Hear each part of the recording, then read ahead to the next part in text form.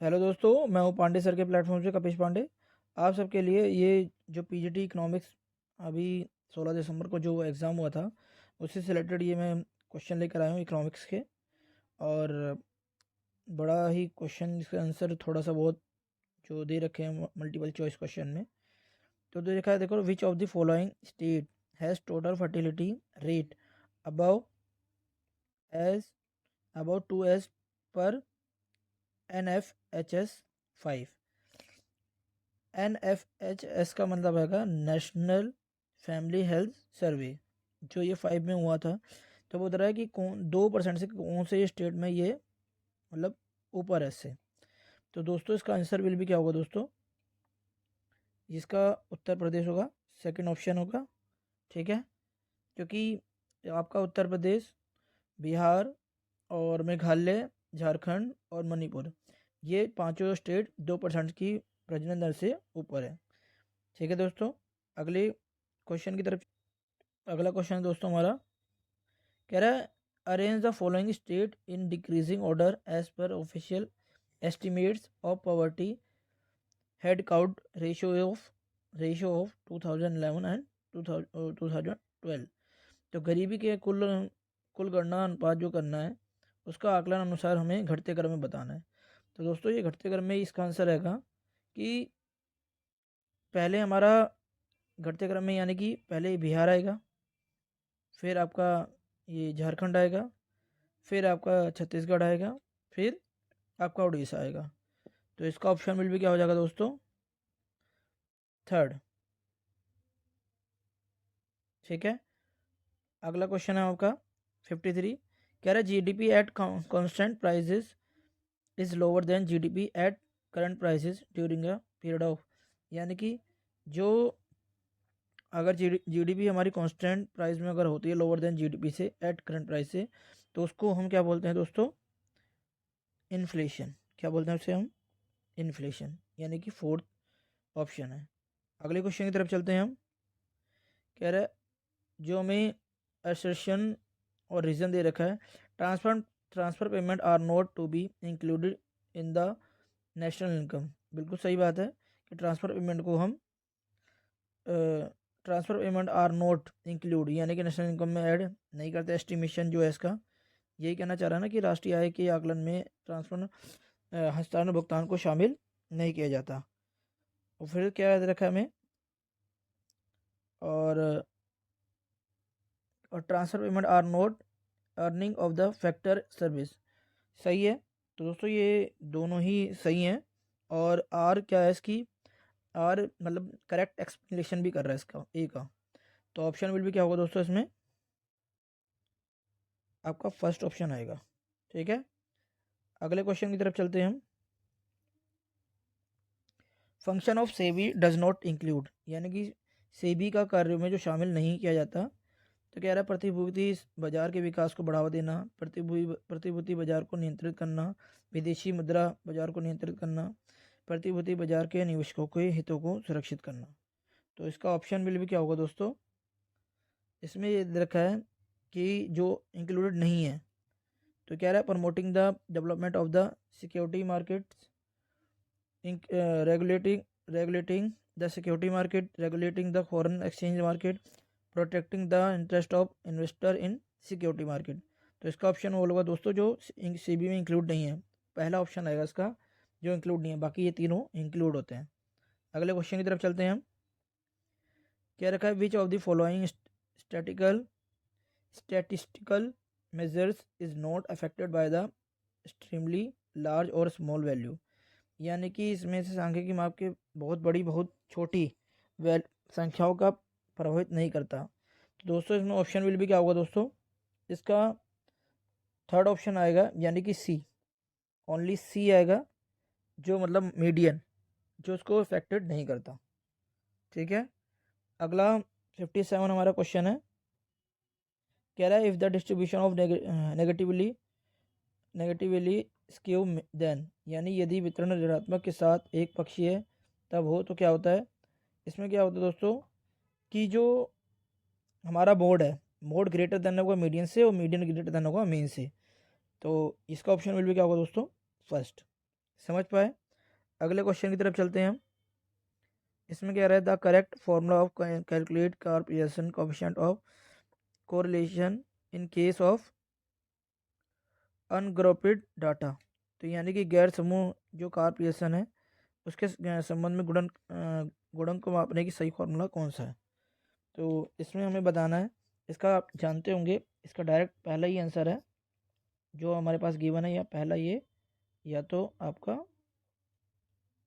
ये, यानी sigma x y upon में root sigma x square multiply में सिग्मा वाई स्क्वायर। अगले क्वेश्चन की तरफ चलते हैं।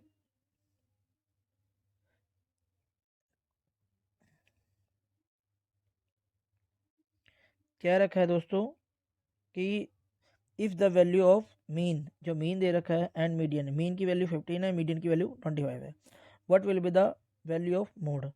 मोड क्या होता है हमारा, वो बताना है दोस्तों। मैं आपको बताना चाहूँगा कि जो मोड होता है हमारा,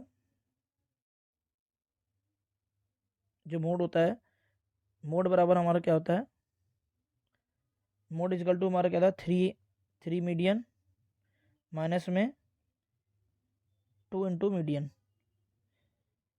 सॉरी दोस्तों, ये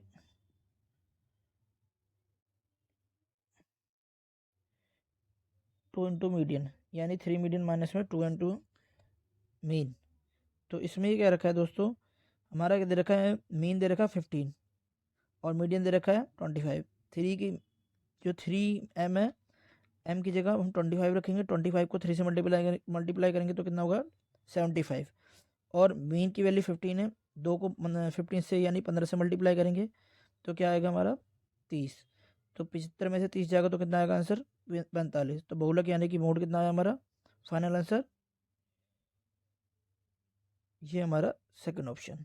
ठीक है दोस्तों, अगला क्वेश्चन है, the industrial relation code 2022 2020 submissions which of the following labour law जो आया था औद्योगिक संबंध में संहिता जो 2020 के निम्नलिखित में श्रम कानून को समाहित किया जाता है। तो ये क्या रखा है, जो इंडस्ट्रियल सेक्टर डिस्प्यूट हुआ था 1947 में, और मिनिमम वेज ऑफ एक्ट 1948 में, और ट्रेड यूनियन एक्ट 1926 में, इक्वल रेम्यूनरेशन एक्ट 1976 में। तो इसका ऑप्शन विल भी क्या होगा दोस्तों, एक पहले ए आया था और सी आया था, यानी ट्रेड यूनियन एक्ट। तो ए और सी दोनों आएगा, तो ऑप्शन विल भी क्या होगा दोस्तों, फर्स्ट। ठीक है, अगले क्वेश्चन की तरफ चलते हैं हम। कह रहा है, if the both regression of coefficients are the negative, the coefficient of correlation will be, क्या होगा, यानी कि इसमें हमेशा ध्यान रखना, जो हमारा कोरिलेशन जो बनता है ऐसे करके जो रहता है, और ये तो फिर ऐसे मतलब डॉट डॉट रहता है सारा, तो ये हमारा नेगेटिव रिलेशन होता है। तो ऑप्शन विल भी क्या होगा दोस्तों, ऋणात्मक, यानी कि थर्ड ऑप्शन है इसका।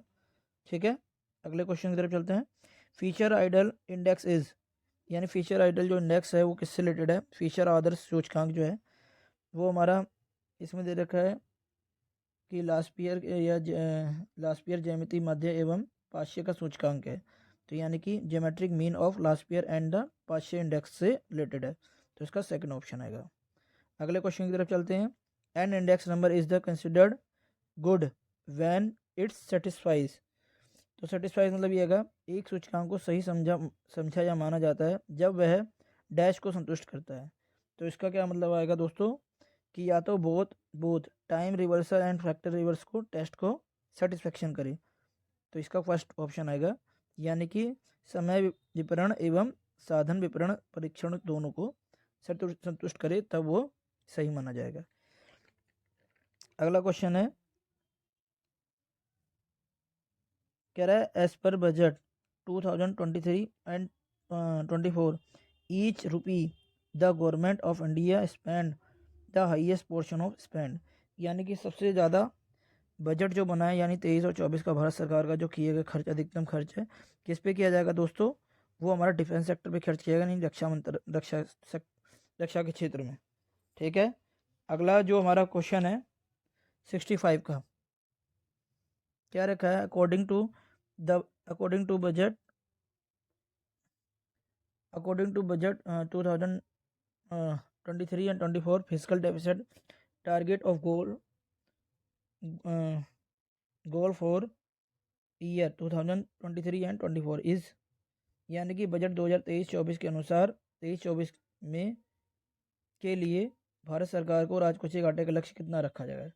तो इसका दोस्तों परसेंट आएगा राजकोषीय घाटे का 5.9% इसका आएगा, यानी कि थर्ड ऑप्शन आएगा जो हमारा 5.9 यहाँ हमें गिवन है, थर्ड ऑप्शन। ठीक है, जीडीपी का। अगला जो है इसमें हमें दिख नहीं रहा, ये वाला थोड़ा कोशिश करते हैं। 2023 और 24 के लिए बजट प्रस्ताव के संदर्भ में कौन सा सही है, यानी कि जो बजट हमारा रिप्रेजेंट हुआ था 23-24 वाला प्रस्तावित, तो उसके लिए कौन सा सही है। बजट कुल आकार का 45 लाख करोड़ अधिक करोड़ रुपए से अधिक का है, परंतु 2023 और 24 में भारत सरकार की उधारी एवं अन्य देयता 2022 और 23 की संशोधित अनुमान के मुकाबला अधिक है। तो इसमें दोस्तों क्या होगा, कह रहा total size of the budget is more than 45 lakh crore, but borrowings and other liabilities of government of India has increased in 2023 and 24 compared to the revised estimates of 2022 and 23। और सेकंड दे रखा है the revenue deficit of the year 2023-24 में still more than 8.6 lakh crore. तो दोस्तों इसका option will भी क्या होगा, ओनली फर्स्ट होगा, ओनली ए, सेकंड, यानी कि पहला ही हमारा करेक्ट है इसमें, केवल ए। ओके, अगले क्वेश्चन की तरफ चलते हैं। क्या दे रखा है हमें, एज पर बजट 23-24 का जो effective capital expenditure of government of India है जो इज, यानी कि बजट 2023 और 24 के अनुसार भारत सरकार का प्रभाव पूंजी व्यय कितना है हमारा, फर्स्ट आएगा इसका 13.7 लाख करोड़। ठीक है, इसका फर्स्ट ऑप्शन है। अगला क्वेश्चन है according to budget 2023 and 24 which of the following is correct, कौन सा करेक्ट है इसमें ऑप्शन। तो दोस्तों इसमें जो दे रखा है कॉर्पोरेट सेक्टर है contribute of more than the GST, यानी जीएसटी से ज़्यादा है कॉर्पोरेट सेक्टर का कंट्रीब्यूट, और contribution of GST is higher than borrowing and other liabilities, यानी कि निगम कर का योगदान जीएसटी से ज़्यादा है और जीएसटी का योगदान उधार और देयता का अधिक है। तो दोनों ही ऑप्शन सही है दोस्तों। इसका ऑप्शन में भी क्या होगा दोस्तों, 4, ए एंड बी। अगले क्वेश्चन की तरफ चलते हैं हम। 69 देख रहा है एज पर द PLFS, यानी कि 2019 और 20 में जो डाटा आया है इसका data which of the statement correct, तो कौन सा डाटा हमारा ये करेक्ट है। ठीक है, तो ये क्या रखा है of the total new worker added in the 19 and 20 70% were the agriculture sector.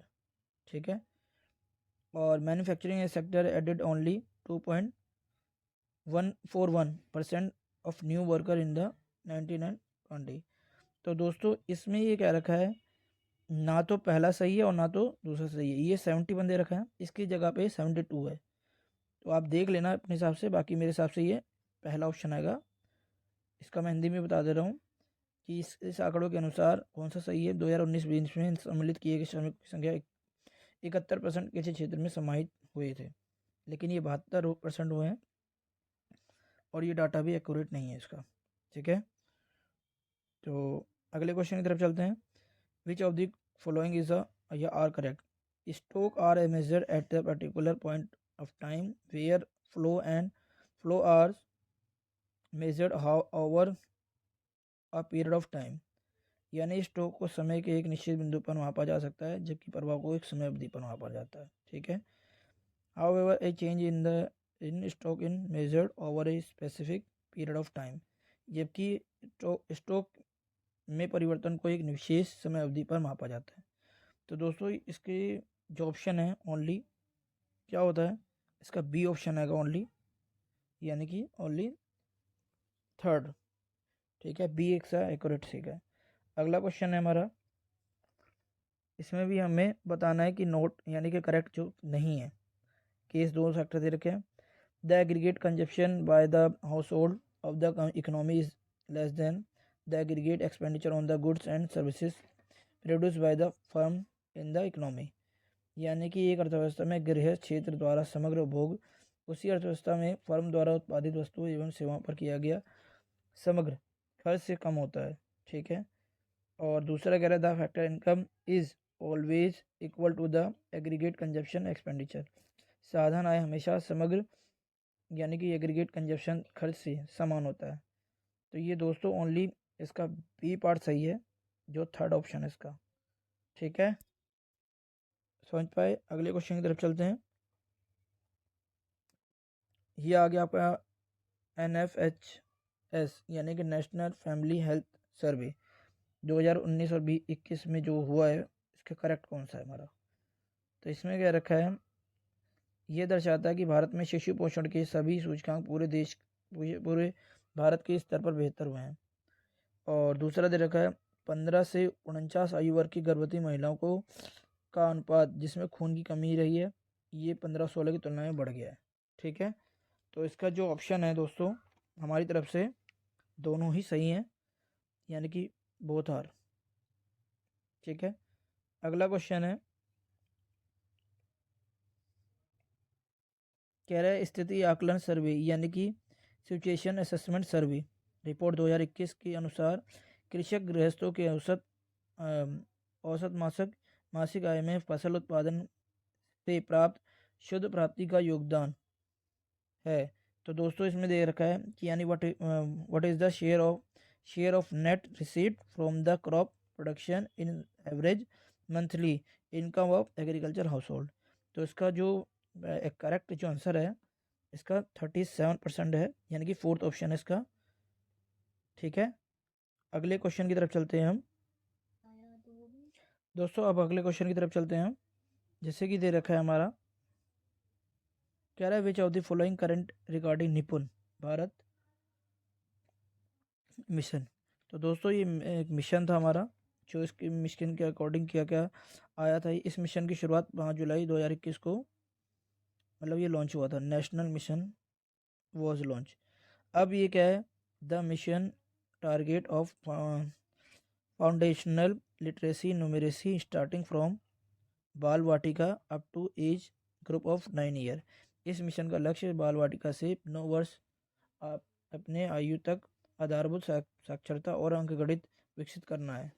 तो इसमें दोस्तों यही कह रखा है कि दोनों ही ऑप्शन इसके सही हैं, ये हमारा बोथ आर करेक्ट। अगले क्वेश्चन की तरफ चलते हैं हम। तो दोस्तों हमारा अगला क्वेश्चन है, कह रहा है विच of the following is correct, निम्नलिखित में से कौन सा सही है। कह रहा है फसल विविधीकरण सतत कृषि को बढ़ावा दे सकता है, आयात पर निर्भरता कम कर सकता है एवं किसानों के लिए अधिक आय जुटा सकता है। दूसरा दे रखा, हालांकि ये जल प्रयोग दक्षता और भूमि स्वास्थ्य की सततता पर इसका कोई प्रभाव नहीं पड़ता। ठीक है, तो इसमें क्रॉप डाइवर्सिफिकेशन दे रखा है, can be promote the important.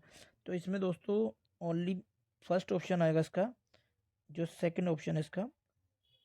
ठीक है, अगले क्वेश्चन की तरफ चलते हैं। Which of the following is not correct, इसमें से कौन सा करेक्ट नहीं है। तो ध्यान रखना दोस्तों कि एमपीसी और एमपीएस का सम होता है 1। एमपीसी जो है वो 0 से 1 के बीच में होता है, लेकिन एमपीएस कभी भी 0 से 1 के बीच में होता, ये करेक्ट नहीं है। ठीक है, या तो वो 0 से थोड़ा सा बड़ा होता है और या तो 1 से छोटा होता है। ठीक है, तो इसमें कौन सा सही नहीं है, थर्ड। तो ऑप्शन विल भी क्या होगा दोस्तों। अगले क्वेश्चन की तरफ चलते हैं हम। विच of the following is not correct, कौन सा करेक्ट नहीं है इसमें। तो इसमें दोस्तों करेक्ट जो नहीं है आपका एक्चुअल में जो आंसर है, रियल जो जीडीपी है considered as a national income in India, ये आपका करेक्ट नहीं है, बाकी तीनों सही हैं। तो ऑप्शन विल भी क्या होगा दोस्तों, फर्स्ट। अगले क्वेश्चन की तरफ चलते हैं हम। ठीक है, क्या कह रहा है कि करेक्ट ऑप्शन कौन सा है। हम जानते हैं कि दोस्तों एमपी यानी मार्केट प्राइस में से एनआईटी घटाते हैं तो एफसी निकलता है, और डीपी में नफिया घटाते हैं तो एनपी निकलता है, और जी में हम डेप्रिसिएशन घटाते हैं तो एन निकलता है। लेकिन एक्चुअल में हमारा कौन सा सही है, तो ये जी है, जीडीपी एट एमपी माइनस में एनआईटी। एमपी में से एनआईटी घटाया एफसी आ गया, डीपी में नफिया घटाया तो एनपी आ गया और जी का जी आ गया। तो ऑप्शन विल भी क्या होगा दोस्तों, सेकंड। ठीक है, अगले क्वेश्चन की तरफ चलते हैं हम। कह रहा है किसने कहा था कि दीर्घकाल में हमेशा सभी मर चुके होते मर चुके होते।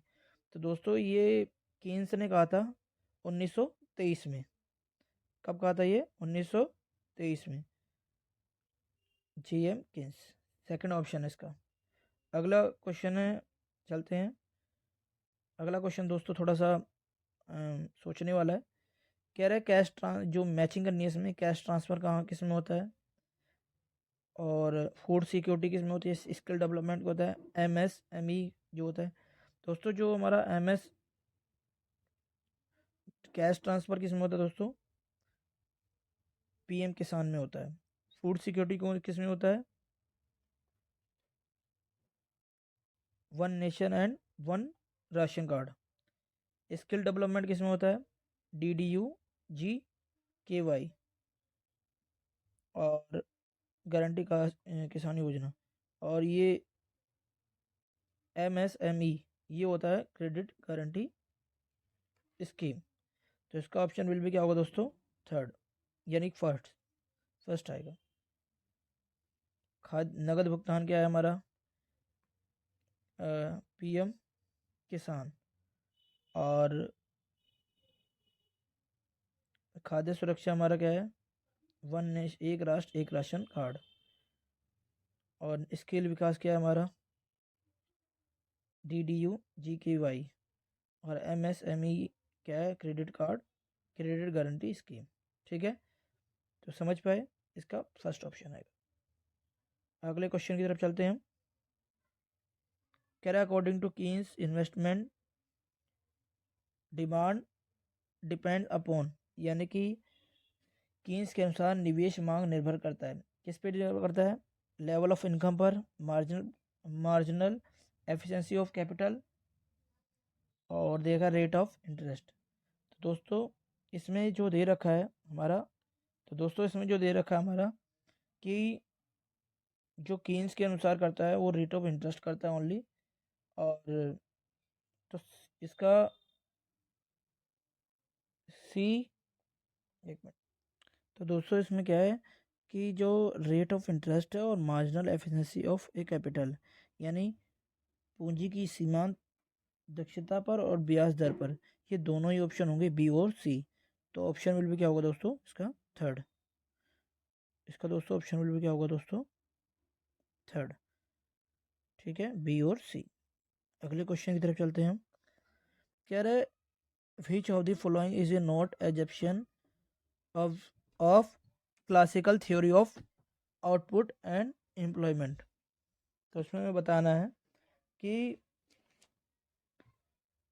निम्नलिखित में से कौन सा उत्पादन एवं रोजगार के पारंपरिक सिद्धांत का एक समानता नहीं है।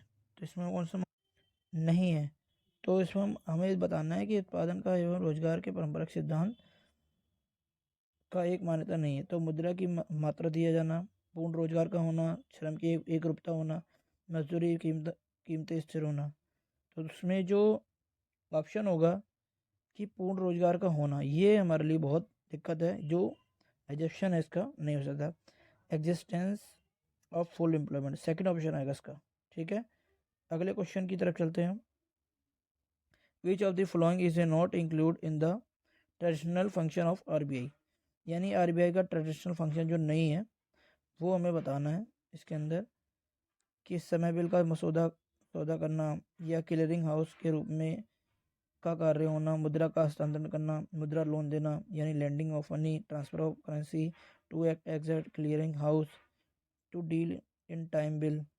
तो इसका ऑप्शन होगा दोस्तों landing of money.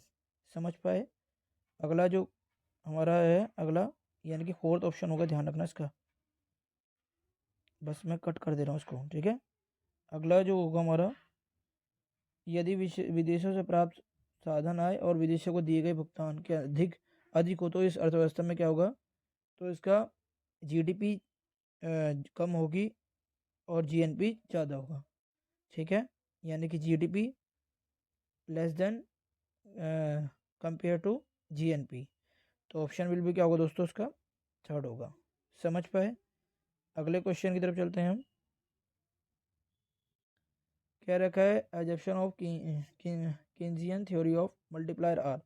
Multiplier are में आपको बताना है कि कीन्स के गुणक सिद्धांत की मान्यताएं क्या क्या है।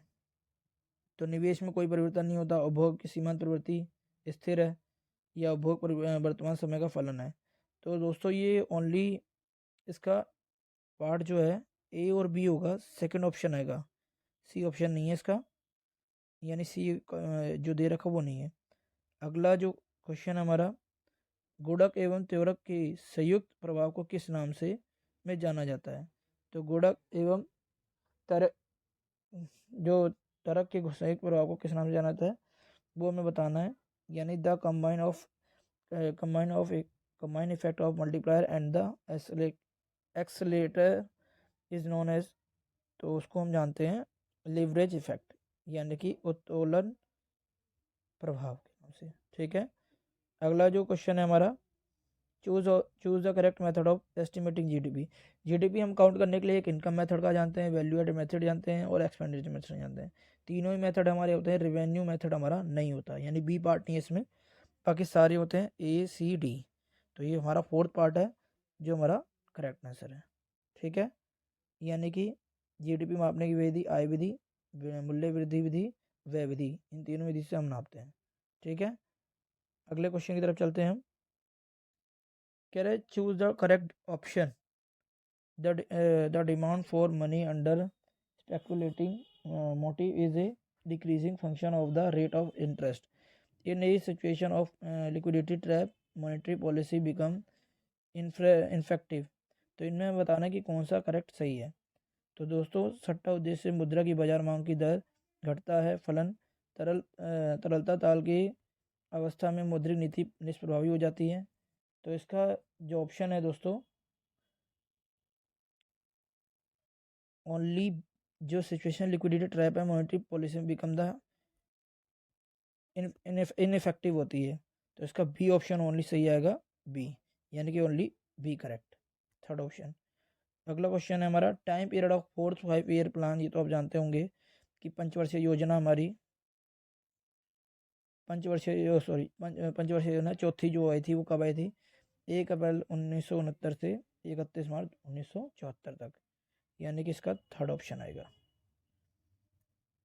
अगले क्वेश्चन की तरफ चलते हैं हम। भारतीय वित्त आयोग के संदर्भ में सही कथन का चयन करें। तो इसमें कह रहा है choose the correct statement regarding finance commission. तो ये part of the chairman of the commission will have a 4 member. बिल्कुल सही बात है, इसके 4 मेंबर होते भी है। और the parliament determine legally the qualification of the member of the commission. तो ये कमीशन यानी आयोग के सदस्यों की योग्यता कानून संसद द्वारा निर्धारित की जाती है। तो ये बिल्कुल सही है। तो इसमें यही क्या रखा है, इसका ऑप्शन बिल भी क्या होगा दोस्तों, फोर्थ होगा इसका। ठीक है, अगले पार्ट की तरफ चलते हैं हम। दोस्तों हमारी जो ये अगला पार्ट है, मैं इसका एक पार्ट और लेकर आऊँगा क्योंकि थोड़ा सा दिक्कत आ रही है। तो नेक्स्ट सेशन में मिलते हैं आपसे। Thank you.